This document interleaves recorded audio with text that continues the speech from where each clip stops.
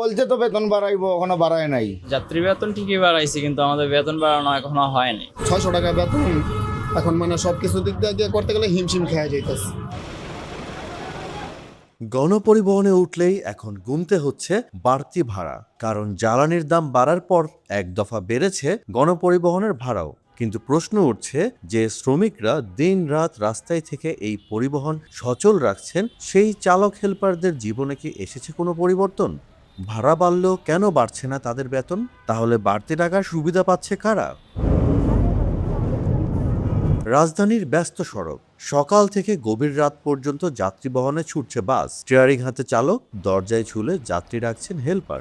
দিনে 14 থেকে 16 ঘন্টা রাস্তায় কাটিয়েও অনেক শ্রমিকের অভিযোগ, ভাড়া বাড়লেও তাদের বেতন এখনো আগের জায়গাতেই আটকে আছে। জীবনযাত্রার খরচও বাড়ছে প্রতিনিয়ত। বাজার, বাসা ভাড়া, সন্তানের পড়াশোনা সব মিলিয়ে সংসার চালানো কঠিন হয়ে পড়েছে তাদের জন্য। জি না ভাইয়া, বেতন বাড়ানি হয়েছে না, বাড়া কিন্তু ঠিক একটু বাড়ানি হয়েছে, কিন্তু আমরা আর বেতন বাড়া হয়েছে না, কিন্তু খরচটি আরো বাড়ছে আয় আগের মতো। বলছে তো বেতন বাড়াইবো, এখনো বাড়ায় নাই। পরিবহন শ্রমিকদের দাবি, জ্বালানির দাম বাড়ার অজুহাতে ভাড়া বাড়ানো হলেও সেই বাড়তি আয়ের অংশ তাদের কাছে পৌঁছায় না। অনেক বাসে এখনও নির্দিষ্ট বেতনের বদলে ট্রিপ কিংবা দৈনিক হিসেবে কাজ করতে হয় শ্রমিকদের। ফলে আয় অনিশ্চিত, কিন্তু খরচ নিশ্চিত। না ভাই, বেতন বাড়ানো হয় নাই তো। আমাদের যাত্রী বেতন ঠিকই বাড়াইছে, কিন্তু আমাদের বেতন বাড়ানো এখনো হয়নি। রোডের যে পরিস্থিতি বর্তমানে, তো আমাদের যাইতে লাগে 8 ঘন্টা, আইতে লাগে 8 ঘন্টা, তার ভিতরে 800 টাকা স্যালারি। তো আমাদের মনে করলেন কি যাওয়ার খরচই হয়ে যায় এটা। তার ভিতরে তো দেখতেছি না কোনো যে পরিস্থিতি যে আমাদের বেতন যে বাড়াবে, ওরকমের কোনো আশ্বাস দেখতেছি না যে বাড়াবে। কেউ কেউ বলছেন আগের আয় দিয়ে এখন আর সংসার চালানো সম্ভব হচ্ছে না।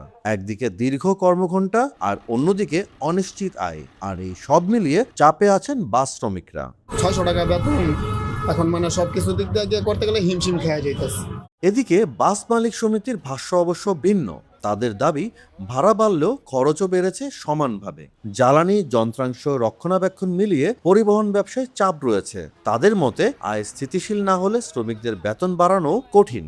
ইমপ্লিমেন্টে গেলে মালিকদের ভাড়া বাড়ার কারণে যদি আয় বাড়ে, যদিও আয় বাড়ার সম্ভাবনা খুবই কম, কারণ তেলের সাথে সমন্বয় করে ভাড়াটা বাড়াইছে। তারপরও শ্রমিকদের অবশ্যই আমরা মালিকরা যদি আয় বাড়ে, শ্রমিকের সাথে কথা বলে আমরা ড্রাইভার, কন্ট্রাক্টর, হেল্পারের বেতনটা পুনর্নির্ধারণ করব। আমরা যেহেতু মালিক, আমরা মালিকদের আয় বাড়লে অবশ্যই শ্রমিকদের বেতনটা আমরা সমন্বয় করব। তবে প্রশ্ন থেকেই যায়, যাত্রীদের পকেট থেকে বাড়তি ভাড়া গেল কেন সেই সুবিধা শ্রমিকদের জীবনে দৃশ্যমান হচ্ছে না? বিশেষজ্ঞরা বলছেন, পরিবহন খাতে স্থিতিশীলতা আনতে হলে শুধু ভাড়া বাড়ালেই হবে না।